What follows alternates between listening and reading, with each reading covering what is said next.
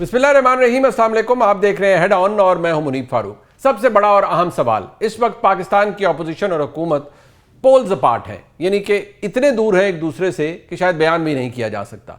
वज़ीर आज़म ने एक ऑफर की कि आइए बात कर लीजिए, हम हर बात करने के लिए तैयार हैं।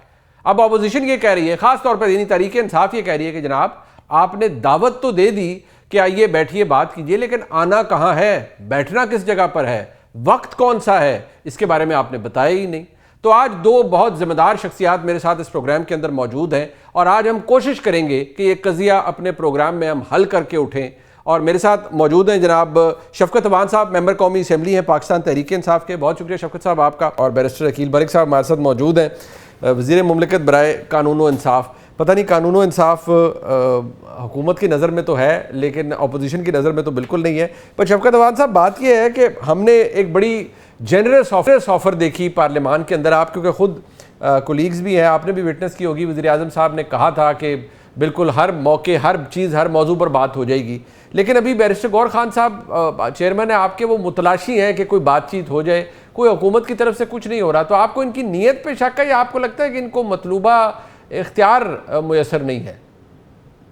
देखें, ये सियासतदान हैं, ये बिल्कुल चाह रहे होंगे हमसे बात करना, ऐसी बात नहीं है।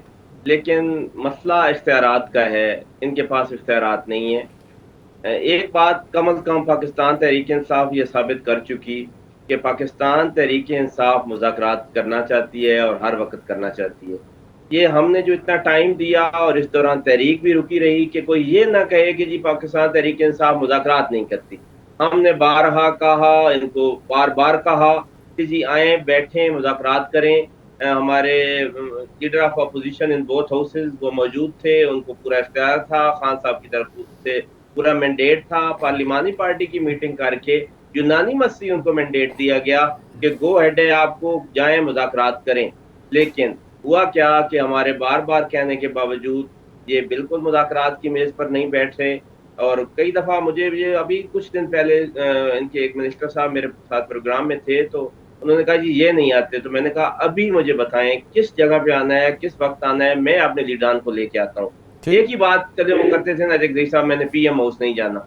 उसके अलावा वो कहते हैं जी बस वो मीटिंग अरेंज हो गई है, कॉन्स्टिट्यूशनल रूम में बैठेंगे। तो मैंने उस प्रोग्राम में भी कहा था कि मैं फिर मिलूंगा आपसे, हम फिर इकट्ठे होंगे प्रोग्राम में और फिर यही बात होगी और मुज़ाकरात नहीं होंगे, आप नहीं बैठेंगे। बट शफकत साहब, सर वैसे अचकज़ई साहब क्यों नहीं जाना चाहते पीएम हाउस? मतलब कोई एतराज़ है उन्हें? ये तो लीडर ऑफ द ऑपोजिशन और वज़ीर आज़म की मुशावरत है या बातचीत है, उसमें कोई मुज़ायका तो नहीं। वो पीएम हाउस तो हुकूमत वाली बात नहीं है, ये उनकी पर्सनल बात है, मैंने उनसे नहीं पूछा। अच्छा, लेकिन ये जिद वाली बात नहीं है, कहीं भी बैठा जा सकता है ना।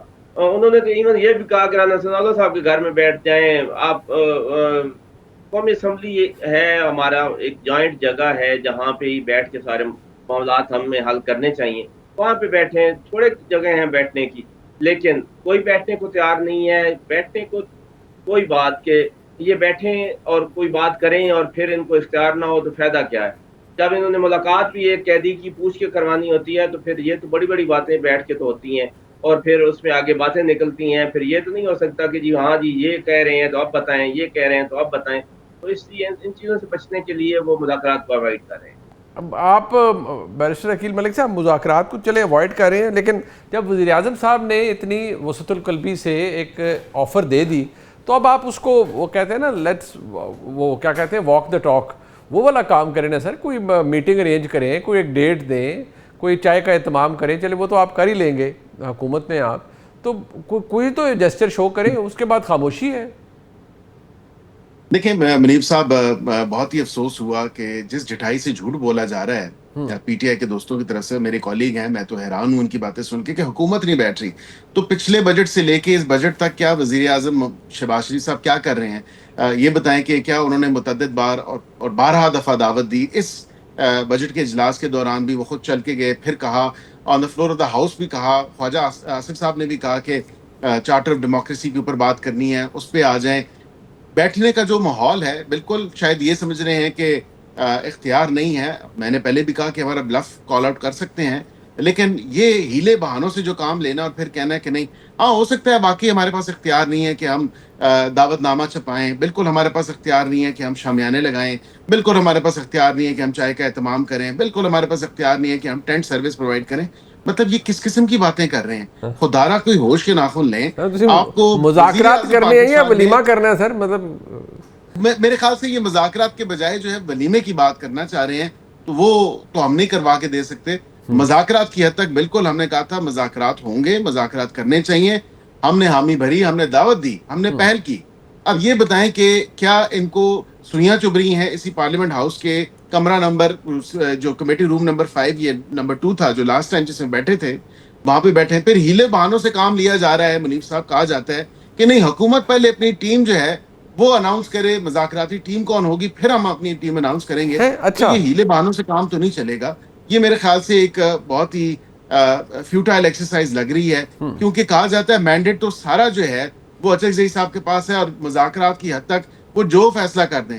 अब बैठने के लिए भी अगर इनको इजाजत चाहिए और बैठने के लिए भी अगर जाके इनको पूछना है, तो मेरे ख्याल से फिर तो रहने ही दे मुज़ाकरात। मतलब आप भी उनके इख्तियार के ऊपर सवाल उठा रहे हैं, वो आपके फिर तो उठाते हैं ही, लेकिन आप भी कह रहे हैं इजाज़त चाहिए उन्हें बैठने के लिए। और ये तो चले वो बताएंगे, लेकिन देखिए बैरिस्टर गौहर खान साहब, ये अकेले शफकत अवान साहब तो नहीं, बैरिस्टर गौहर खान साहब भी ये कह रहे हैं कि वज़ीर-ए-आज़म ने पेशकश कर दी लेकिन उसके बाद कोई नई चीज़ हुई नहीं, कोई उस पर डेवलपमेंट नहीं हुई। तो क्या ये सारे दोस्त वो तो नहीं गलत बयानी कर सकते? मैं उसमें बिल्कुल मुनीब साहब, आपको मैं थोड़ा सा बिल्कुल जरूर बताता हूँ। उस पर डेवलपमेंट हुई है और डेवलपमेंट होनी भी चाहिए थी। उसमें स्पीकर ने भी कहा कि यहाँ पे आपको पार्लियामेंट हाउस, जिस तरह मेरे भाई शफकत साहब ने कहा, मेरे कॉलीग हैं, इन्होंने कहा कि पार्लियामेंट में बैठ जाएं, किसी को कोई एतराज नहीं है। हम तो यही कह रहे हैं कि जब आपको पेशकश की सालसी की स्पीकर ने, और स्पीकर ने कहा कि as custodian of the house आप यहाँ पे बैठे, मैं फैसिलिटेट करूंगा आपको, तो फिर बैठने से कासिर क्यों है? ये एक मैसेजिंग होती है ना। एक हमने जब दावत दे दी, हमने कहा बैठे, जो at a time and place of your choosing, तो वहां पे फिर ये इस बात से क्यों कतरा रहे हैं? हमारे इख्तियार की बात करते हैं तो अपना इख्तियार इनके पास क्या है, जो कि कहते हैं कि कुल्ली इख्तियार बातचीत का और मुज़ाकरात का जो है वो अचकजई साहब के पास है। तो अचकजई साहब क्यों नहीं कदम बढ़ा रहे? या इनकी अपनी पार्टी के अंदर इतनी अफरा तफरी है इन तमाम तर मामलात पे कि बैठा जाए ना बैठा जाए, नहीं पहले पूछ के बैठेंगे, उससे पूछ लें जो अडयाला में है कि बैठ भी सकते हैं कि नहीं बैठ सकते। तो फिर हमारे इख्तियार की बात ना करें। कम से कम हमारे पास ये इख्तियार तो है कि हमने आपको दावत दी, और एक नहीं मुतअद्दिद बार दावत दी, और आपको हमने कहा आए बैठें, जी आया नू, लेकिन आप ना बैठने के लिए तैयार हैं, ना कुछ सुनने के लिए तैयार हैं। फिर आप इलेक्शन की रिफॉर्म्स के ऊपर बात करते हैं, तो कैसे बात आगे बढ़ेगी, कैसे मामला आगे चलेगा? नहीं, बट एक बात शफकत अवान साहब, ये आपकी तरफ से डिमांड क्यों रखी गई है या लीडर ऑफ द अपोजिशन की जानिब से, और क्या ये दुरुस्त भी है कि पहले हुकूमत अपनी टीम अनाउंस करे कि वो कौन सी मुज़ाकराती टीम होगी? कतन ऐसी बात नहीं है।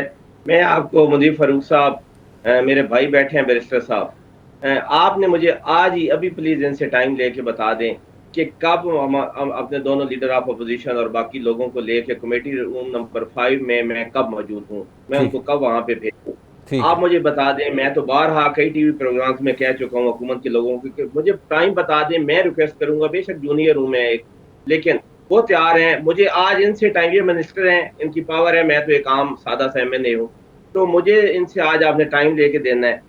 और उस टाइम पे अगर हमारी टीम वहां पे ना हुई तो हम झूठे, अगर ये ना आए तो ये झूठे। अब ये टाइम आपने प्लीज आज लेके देना है। डॉक्टर फजल साहब भी उस दिन भाग गए थे, उन्होंने भी टाइम नहीं दिया था, वो 15 दिन पहले की बात है। अच्छा। आज प्लीज टाइम ले लें। ये नहीं होना कि रोस्टर पे खड़े होके आपने कहना है कि जी आए मुज़ाकरात करें, जमहूरियत को आगे बढ़ाएं, और जब हम कहते हैं कि भाई करें तो करते नहीं है। अब खुदारा टाइम ले दें, आज इस चीज को हम फाइनल करके उठेंगे यहाँ से। इनसे आप कहें कि जी अभी कॉल करें और टाइम बनाएं और मुझे बताएं। ये मेरे नातवा कंधों पे अगर आपने जिम्मेदारी डाल दी है तो मैं डायरेक्टली मैं अकील मलिक साहब को कहता हूँ, मलिक साहब सर टाइम बता दें, आप फ़ोन आपके पास है, कोई मैसेज करें, किसी को चेक करें, बताएं कमेटी नंबर 5 आपसे रूम को भूला हुआ थोड़ी है, आप यही मामला हल कर देते हैं सर, और इसको शोकेस कर देते हैं इस मोमेंट को कि इतना बड़ा कजिया हमने अपने प्रोग्राम के अंदर हल कर दिया। देखें, ये तो कोई इतनी बड़ी बात नहीं है, टाइम और प्लेस एंड सो फोर्थ। यहाँ पे मैंने पहले भी एक मशवरा दिया था, क्यों नहीं जाके अपनी आमादगी, अभी तो आमादगी जाहिर ही नहीं हो रही ना इनकी सर, वो आमादा है, वो कहते हैं बताएं मैं आ जाऊंगा। नहीं, वजीर आजम से लेके हमारे काबीना के मुख्तलिफ लोगों ने बाशमूल माई सेल्फ हमने इनको दावत दी, हमने कहा आप आए बैठे, हमने यही कहा कि पार्लियामान में बैठ जाए, न्यूट्रल वेन्यू है, स्पीकर अपने ऑफिस जो है वो कह रहा है कि मैं फैसिलिटेट करूंगा, तो क्यों नहीं चले जाता leader of the opposition speaker के पास और कहे कि जी हुकूमत ने दावत दी है, बुलाएं, इधर ही बुला लें, इधर ही सेट कर लें। अब हमें दावत देने की जरूरत है, मतलब वही बात है ना कि मैंने जो पहले बैरिस्टर साहब मैंने जो पहले कहा, लेके बता दें, अगर हमारे लोग वहां पे ना आए तो कहिएगा, क्या कोई प्लीज मुहूर्त प्रोपेगेंडा निकालने ना की करें, जरूरत है? वाकई मुज़ाकरात के लिए पेशरफ्त करें। अच्छा नहीं, क्या कोई मुहूर्त निकालने की जरूरत है? ये दोनों पार्टियों की कुंडलियां देखने की जरूरत है? मुझे तो समझ नहीं आ रही कि मेरी ये बात आप करना क्या चाह रहे हैं? ये मजाक नहीं, वो आपसे पूछ रहे हैं मलिक साहब, आप उन्हें नया दरवाजा दिखा रहे हैं स्पीकर साहब का। आप चाहते हैं कि तहरीक इंसाफ के दोस्त स्पीकर साहब के पास जाएं और आमादगी जाहिर करें कि हाँ हम बात करना चाहते हैं। अगर ये मेरी बात सुनिए, अगर ये चाहते हैं ना कि हम दर बदर इनको फिराते रहे, वो नहीं, हम मुज़ाकरात के लिए तैयार हैं, हम जहां पे बुलाएंगे हम आ जाएंगे। आज अभी बताना है, मेरी बात सुने जी, बड़ी सी बात है, अभी बातें कोई नहीं फारूक साहब जी सर, आप टाइम लेके बता दें, और अगर हमारे बड़े ना वहां पर आए तो उसके बाद आप क्या देना कि तहरीक इंसाफ झूठ बोलती है। अच्छा नहीं, देखिए मुनासिब बात तो मुनीब साहब ये है कि देखिए मैं दरवाजा इसलिए दिखा रहा हूँ, वजीर आजम ने on the floor of the house आज से साल पहले भी बजट प्रोसीडिंग में, साल के बाद भी, इस दफा जो बजट प्रोसीडिंग्स हुई हैं उस सेशन के दौरान दावत दी, on the floor of the house दी, और इसी तरह स्पीकर साहब ने उसको रिट्रेट किया और उन्होंने कहा कि मैं I will facilitate, my offices will be facilitating, कि आपने जो बैठने का तरीका है, जो आपकी मामलात हैं, जो बातचीत है, सर, मैं उसको but sir, essentially you want them to run from pillar to post just to seek an appointment with yourself and the prime minister कि वो बातचीत कर सकें। Not from pillar to post मनीब साहब, बसद एहतराम मैं ये जरूर कहूंगा कि हमने, हमारे वजीर आजम ने जब फ्लोर ऑफ द हाउस कह दिया, वज़रा ने फ्लोर ऑफ द हाउस कह दिया, तो ये कहें कि जी on the floor of the house जो कि प्रोसीडिंग्स एक रिकॉर्ड का हिस्सा है, और उसमें देखें ना हमारी वो पार्लियामेंट्री प्रोसीडिंग्स में लिखी जाती हैं, वहां पे जाए कहें जी फलां तारीख को जो है वजीर आजम ने हमें दावत दी, on the floor of the house दी है, आप बुला लें वजीर आजम को, उनकी टीम को, उनकी काबीना को, उनको कहें जी के या जो लोग उनकी टीम का हिस्सा है बुला लें। जो सर वो कह रहे हैं कि हमें खजल ना करें ना, आप दोनों मौजूदीन हाउस लीडर ऑफ अपोजिशन ने कहा है कि ये ऐसे ना करें कि मुंह में राम राम और जेब में आपके छुरियां, हालांकि वो सख्त बात करते ही नहीं है और बिल्कुल ही बड़े नरम मिजाज से हैं हमारे बैरिस्टर गौर साहब, और उन्होंने भी इस हद तक कह दिया कि भाई हम तैयार हैं, हम मुज़ाकरात करते हैं, हमें बताएं। हम फ्लोर ऑफ द हाउस कैसे आपको कोई इन राइटिंग दें? मेरे भाई फ्लोर ऑफ द हाउस ही कहा है बैरिस्टर साहब ने कि जी बताएं, सिर्फ आप कहते हैं, आप लोगों को ये बताना चाहते हैं कि जी हमने मुज़ाकरात की दावत दी। मेरे भाई आप मुज़ाकरात करना नहीं चाहते, आप बता दें टाइम लेके, हम आ जाएंगे।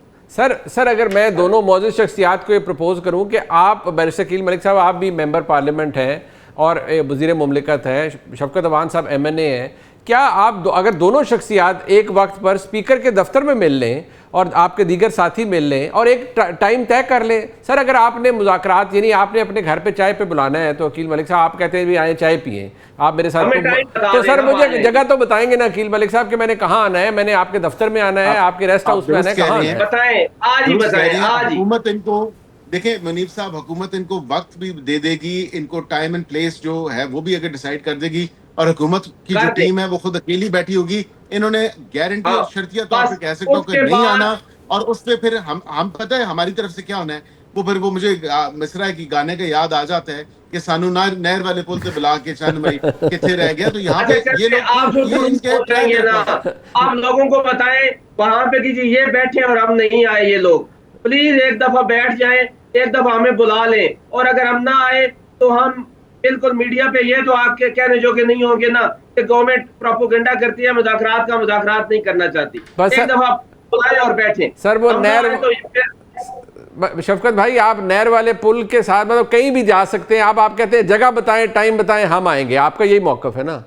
बस यही मौकफ है। दूसरी बात सर, वो कह रहे हैं स्पीकर, आप स्पीकर साहब के पास जाने को अगर कल ये कहें कि स्पीकर साहब बताएंगे हम दोनों फरीकैन को कि कौन सा टाइम कौन सी जगह, उस पर आप राजी हैं शफकत भाई, या आप कहते हैं नहीं? उसमें भी राजी हैं, स्पीकर साहब भी बता दें कि किस जगह पे आखिर इन्होंने एक रूम बताया भी है, कॉन्स्टिट्यूशनल रूम में मुलाकात होगी, रूम नंबर 5 या कहाँ पे, वहीं पे रख दें, कहीं पे रख दें और बता दें, अगर हम ना आए तो फिर कहिएगा।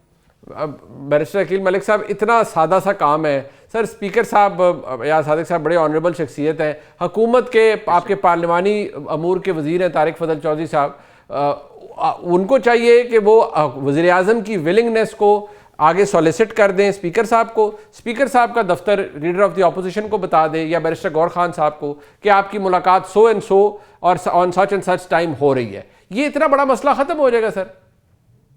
बिल्कुल आपने दुरुस्त कहा और ये बड़ी अच्छी तजवीज़ है। और बिल्कुल मैं क्योंकि मेरी वजारत के बिल्कुल साथ वाली वजारत जो है वो वजारत पार्लिमानी अमूर है, और बिल्कुल मैं तारिक फजल चौधरी साहब क्योंकि मेरे बड़े भाई भी हैं, कॉलीग भी हैं, तो मैं और वैसे भी मुझे उनका, क्योंकि वो पार्टी के चीफ व्हिप हैं और अक्सर औकात मुझे कहा जाता है कि मैं उनका डेप्यूटी हूँ, उनको असिस्ट भी करता हूँ पार्टी के पार्लियामेंट्री जो मामलात हैं उसके ऊपर, तो मैं बिल्कुल चला जाऊंगा। उनको मैं कहूँगा चलें जी स्पीकर साहब के पास जाएं, डेट एंड टाइम इनको बुला लें, ये आ जाएं, डेट एंड टाइम इनको दे दें, तो बिल्कुल बुला लेते हैं जी, इसमें तो कोई ऐसी बात नहीं, ताकि बिल्कुल एक कंसल्टेशन के साथ, एक बामी रजामंदी के साथ जो है तारीख भी तय हो, मुहूर्त भी निकले और फिर वो टाइम भी इनको दिया जाए। कोई प्री कंडीशन तो नहीं है ना आपकी कि इस मौजूद में बात नहीं करेंगे? साहब आज डेट क्या है सर?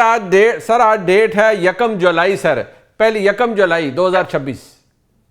एक महीने का मैं टाइम देता हूँ। 1 अगस्त को आपने फिर मुझे प्रोग्राम में बुलाना है लाजमी, और फिर मैं 1 अगस्त को बैरिस्टर साहब को भी बुलाना है, और फिर उस दिन मैंने याद करूंगा 1 महीना और गुजर गया और आपने ना टाइम दी, ना डेट दी, ना वेन्यू दिया। आपने बुलाना है आप मुझे। सर मैं बिल्कुल बुलाऊंगा, लेकिन उसके दरमियान भी आपको जहमत देते रहेंगे, लेकिन 1 अगस्त को इंशाल्लाह मैं जरूर बुलाऊंगा जनाब को, और ये हमने शोकेस कर लिया मोमेंट। लेकिन मैं बैरिस्टर अकील मलिक साहब को प्री कंडीशन तो नहीं लगानी ना, आपने नया कटाना खोल देना कि जी इस पे बात नहीं करनी और इस पे बात नहीं करनी, वो तो नहीं है ना सर कोई इशू?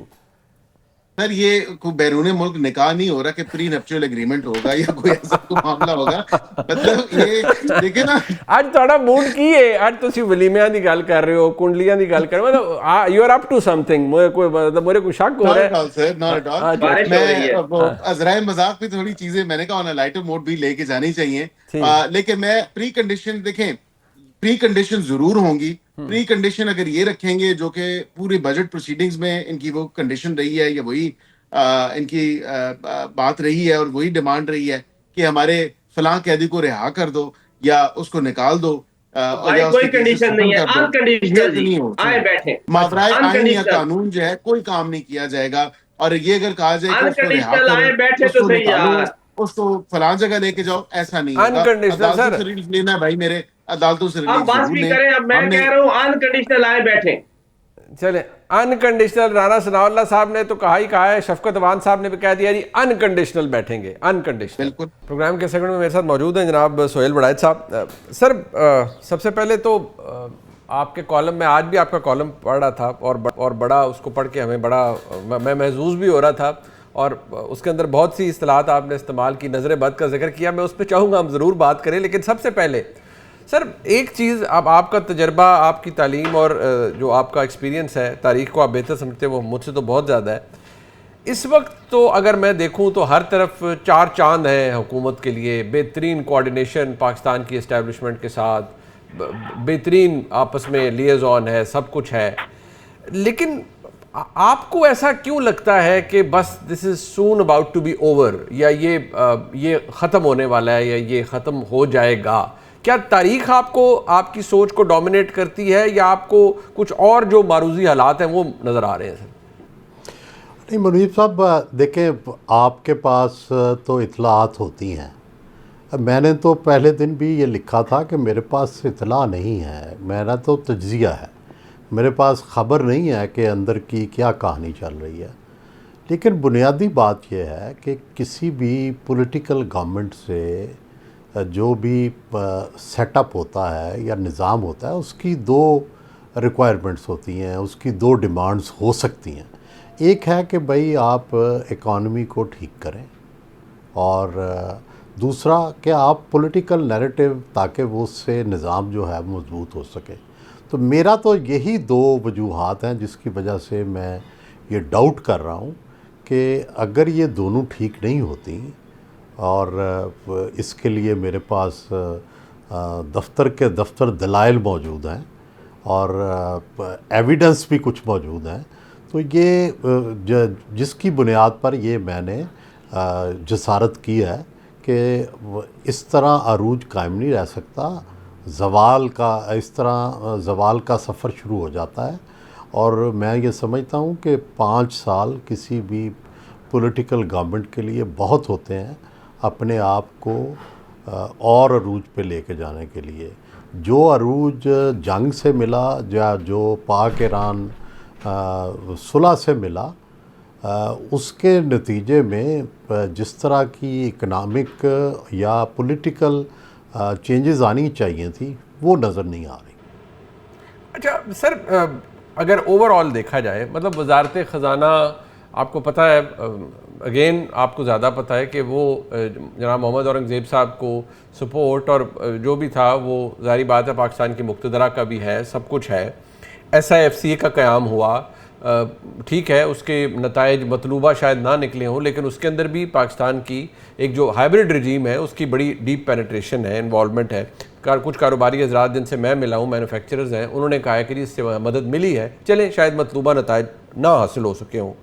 खारजा अमूर के ऊपर हम देखते हैं कि जहाँ बहुत से मामलात पे जनाब इसहाक डार साहब जाते हैं, वहीं एज स्पेशल मैसेंजर के तौर पर मोहसिन नकवी साहब भी ट्रैवल करते हैं। एज़ वी स्पीक वो इस वक्त सऊदी अरेबिया में मौजूद हैं। ऑब्वियसली एक स्पेशल असाइनमेंट और टास्क के ऊपर होंगे। ईरान के अंदर उन्होंने एक शटल डिप्लोमेसी की है, पहले ईरान फिर Switzerland, you know a lot of things were happening. तो फिर क्या शिकायत हो सकती है सर मुक़्तदरा को इस हुकूमत से, अगर ये सब कुछ इन सिंक है और इंटरट्वाइंड है, इफ़ आई वुड से? नहीं, मैंने तो ये कहा ही नहीं कि मुक़्तदरा को कोई शिकायत जो लबों पे आई है या उसका कहीं इज़हार हुआ है, ये तो मैंने ना कहीं कहा है और ना मैंने कोई ख़ुद सुना है।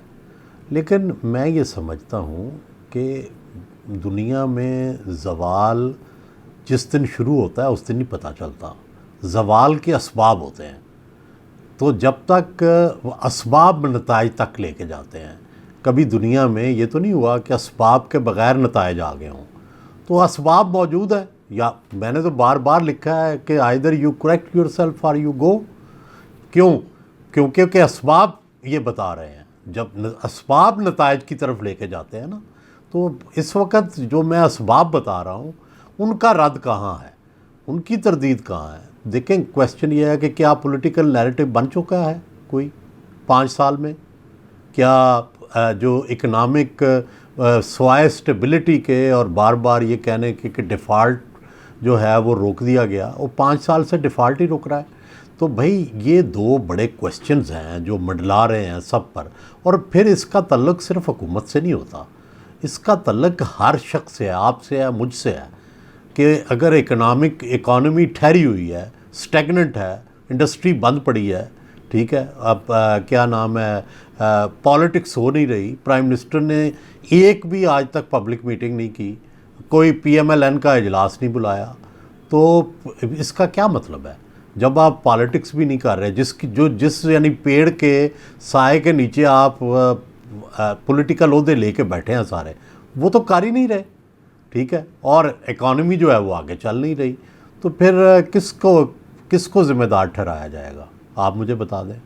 ठीक, अच्छा, एक ये भी चीज़ है सर कि ये माजी में आपने फिर आप किताब भी लिखी, आपको बड़ा उस वक्त प्रेशर भी हुआ उस किताब का जो टाइटल था उसके ऊपर भी, जिसमें आपने कहा ये कंपनी नहीं चलेगी। वो खान साहब का दौर था, उसके ऊपर जो टाइटल पेज था उसके ऊपर भी शायद फिर कुछ थोड़ी सी अमेंडमेंट भी आपको करनी पड़ी, बट आप दुरुस्त साबित हुए और जो ग्राउंड रियलिटी थी उसने आपका जो तज्जिया था या आपकी असेसमेंट थी उसे बिल्कुल दुरुस्त साबित कर दिया था।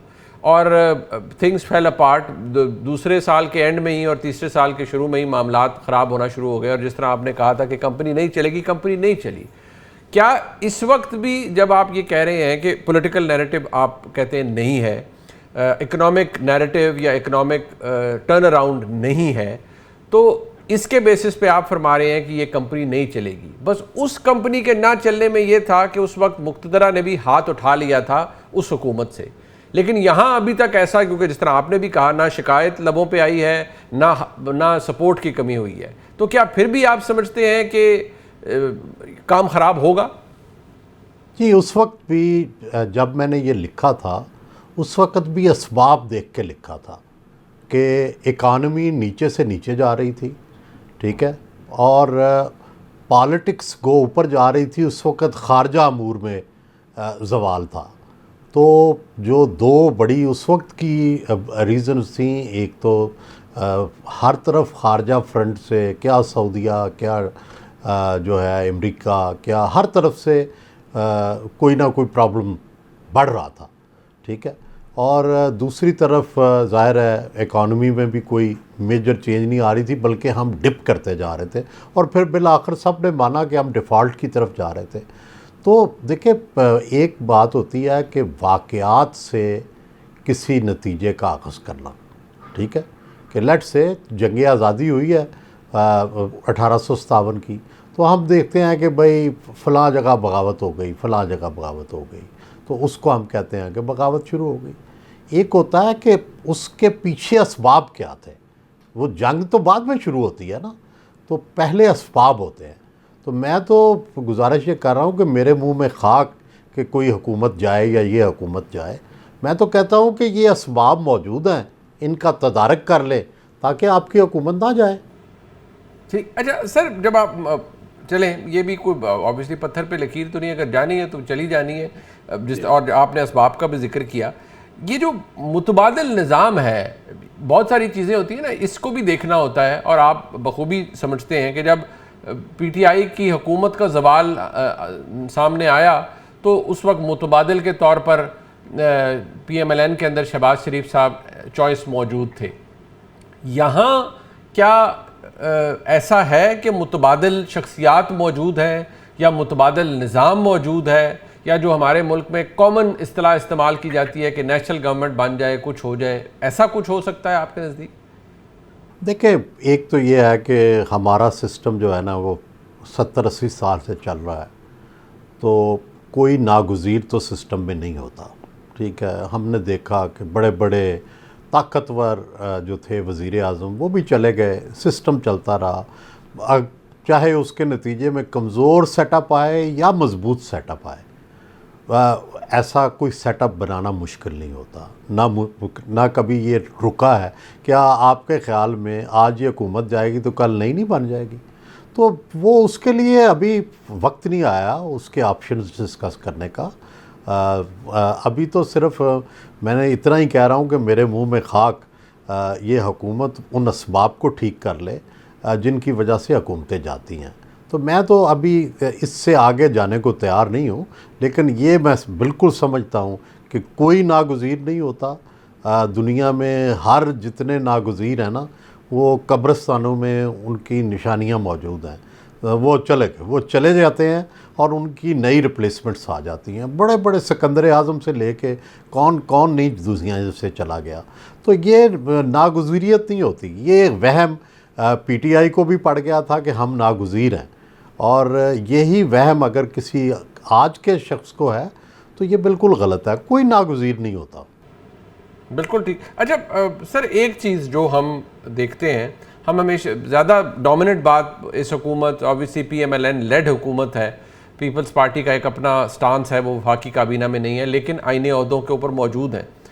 अब बातें बहुत सी होती है कि जी शायद पाकिस्तान पीपल्स पार्टी के हवाले से भी कोई आगे जाकर कुछ मामलात में तब्दीली हो सकती है, क़यादत है, बिलावल साहब का एक अपना स्टांस है, प्रेसिडेंट साहब का मौक़िफ़ बिल्कुल उनका एक अपना सियासत है उनकी। क्या आपको लगता है कि ये निज़ाम और इस निज़ाम में तब्दीलियाँ ये सिर्फ ये PMLN तक होंगी, या आगे जाकर आपको लगता है कि पाकिस्तान पीपल्स पार्टी भी इसका शिकार बन सकती है? पहली तो बात है कि कोई इस वक्त PMLN और पीपल्स पार्टी ऐसी तब्दीली अफोर्ड नहीं करते जिसमें ये घर चले जाए, ठीक है।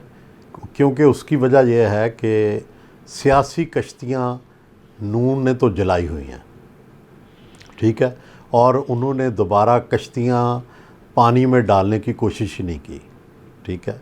और पीपल्स पार्टी जो है वो ज़ाहिर है 2 सूबों में मौजूद है, एक सूबे में भरपूर, दूसरे में ज़ाहिर है मुक़्तदरा की मर्ज़ी और इशारे से, तो वो भी अफोर्ड नहीं करते। और जरदारी साहब की फिर शुरू से पॉलिसी भी ये है कि हमने कोई जो है मुक़्तदरा के ख़िलाफ़ खड़ा नहीं होना, ठीक है। और वो उन्होंने जब मोहतरमा बेनज़ीर भुट्टो की डेथ के बाद हम कोई अपना वर्कर, कोई अपनी पार्टी को ये वाला जो स्टांस है ना लेने दिया है, और हमेशा कोशिश किया है कि वो एस्टेब्लिशमेंट की साइड पे रहें।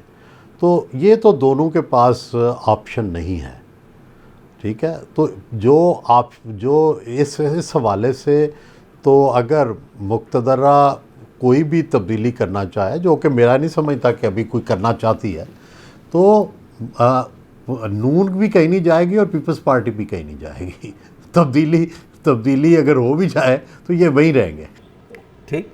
अब सर ये जो चीज़ हम मेरे ख्याल में मुतअद्दिद दफ़ा मैं आपसे पूछ चुका हूँ, लेकिन क्योंकि वक्त गुजरता है उसके साथ साथ फिर कुछ हालात या माहौल में भी होता है, हमें जो तब्दीली नहीं नज़र आई ख़ास तौर पे वो बंद दरवाज़ा है, उसके अंदर उसकी चाबी या नहीं मिली या उस दरवाज़े को उतनी मजबूती से बंद किया गया कि वो खुल नहीं सकता, वो है तहरीक इंसाफ के हवाले से। और अब जो हालत आ गई है कि बाहर जो लीडरान मौजूद हैं वो इतने धड़े बन चुके हैं तहरीक इंसाफ में कि अब तो शायद काउंट भी नहीं हो सकते, हर कोई दूसरे की जड़ें काटने पे लगा हुआ है।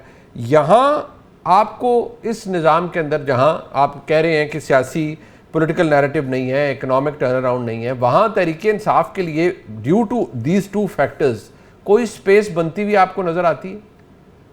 देखिए, जब भी याद रखें कि जिस वक्त कोई नई तब्दीली आती है उसके पीछे कई तब्दीलियाँ होती हैं। मसलन मैं पहली दफ़ा ये देख रहा हूँ कि नून ने अगरचे मुज़ाकरात का जो ऐलान किया है, ये एक रस्मी सी बात है जिसमें मेरा ख़्याल है कि कोई गहराई नहीं है और ना कोई इससे इन मुज़ाकरात से कुछ निकलने वाला है। लेकिन इस ऐलान के अंदर भी ये फ्रस्ट्रेशन मौजूद है, ये उनके ऊपर ये दबाव मौजूद है कि जो सियासी इस वक्त मसला है उसको किस तरह से हल करें, नंबर 1। नंबर 2, जो ज़्यादा ज़िद या अना या जिस तरह से रुकावट ज़्यादा पीटीआई की लीडरशिप की तरफ से है और उसमें भी इंतहा पसंदों का जो दबाव है वो उन्हें किसी नतीजे पे नहीं पहुंचने देता। जो भी सुलह सफाई मुज़ाकरात कोई रास्ता निकालने की बात करता है, उसको जो अकाब हैं तहरीक इंसाफ के या यूट्यूबर्स या वो लोग उसके पीछे पड़ जाते हैं और वो बेचारा अपनी इज़्ज़त बचा के या गंवा के वो साइड पे बैठ जाता है। तो कितने बड़े बड़े नाम जो हैं उन्होंने उनको मुस्तरद कर दिया और वो बेचारे जो एफ़र्ट्स कर रहे थे उनमें से कोई भी अब ये तैयार नहीं है। शाह महमूद कुरैशी एक ताकतवर शख्सियत थे जिनका एक पॉलिटिकल बैकग्राउंड है, एस्टेब्लिशमेंट के साथ बड़े मुनासिब रहे, उनके वज़ीर ख़ारजा रहे, लंबा उनकी फैमिली का और उसका तल्लक था। वो भी इस काबिल नहीं है कि वो ये कह सकें कि जी मैं ज़ामन बनता हूँ, मैं गारंटर बनता हूँ, मेरे से बात कर लें। कोई भी इस काबिल नहीं है। लेकिन जब हालात बनते हैं, जब कोई तब्दीली की तरफ सफ़र शुरू होगा तो फिर यहाँ भी आप तब्दीली देखेंगे। और उसमें फ़िलहाल पीटीआई इस हद तक तो तैयार है कि वो कई दफ़ा इमरान ख़ान से ये बात उनके मुलाकाती ये कर चुके हैं कि अगर नेशनल गवर्नमेंट बने तो क्या हम शामिल होंगे, तो वो शामिल होंगे, ठीक है। और तो इस हद तक तो है। हाँ, कितनी उनको पॉलिटिक्स की इजाज़त मिलेगी, कितनी नहीं मिलेगी, पर नेशनल गवर्नमेंट कितनी लंबी होगी, ये पीटीआई के अंदर भी ना इस पे कभी कोई बात हुई है, क्योंकि कोई अभी कोई सीरियस इस तरफ पेशरफ्त नहीं है। जब सीरियस कभी कभी पेशरफ्त होगी तो ये फिर सारे मामलात आपने देखा पीडीएम ने जब तहरीक अदम पेश की तो सब कुछ फिर तय होता गया। मतलब जो आखिर वक्त तक परवेज़ इलाही साहब जो थे सब कुछ उन पे डिपेंड करता था कि भाई वो वज़ीर आला बनेंगे और वो संभालेंगे माज, वो निकल भी गए तो फिर भी हो गई। तो ये तो जब वाक़यात की रफ्तार तेज़ होगी तो उस वक़्त आप तब्दीलियाँ भी देखेंगे, उस वक़्त स्टांस के अंदर भी तब्दीलियाँ देखेंगे, उसके अंदर सियासी हरकियात जो हैं उसके अंदर भी तब्दीलियाँ देखेंगे। बिल्कुल ठीक है, बिल्कुल ठीक है। बहुत शुक्रिया जनाब सोहेल बड़ाई साहब मौजूद थे। प्रोग्राम आपने देखा जी, इसका फीडबैक ज़रूर दीजिएगा। देखने का बहुत शुक्रिया।